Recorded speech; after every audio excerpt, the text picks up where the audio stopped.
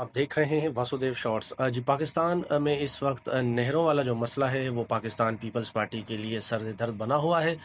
Pakistan peoples party के लोग वजाहत करते फिर रहे हैं और कह रहे हैं कि हम इसके खिलाफ हैं, लेकिन अंदर खाने जो मामला हैं वो सबके सामने हैं। तो इस पर हबीब अकरम साहब का कहना है कि जो नहरों वाला मंसूबा है वो मुस्लिम लीग नून की हुकूमत का नहीं बल्कि आसमान से आया है। और वो कहते हैं कि अगर ये मंसूबा मंजूर नहीं होता, रुक जाता है, तो फिर आसमान जो है वो मुस्लिम लीग नून पर गिर जाएगा। पाकिस्तान पीपल्स पार्टी के हवाले से उन्होंने कहा कि वो पहले ही प्रेशर में है इस बिल को यानी इन नहरों वाले मसले को लेकर।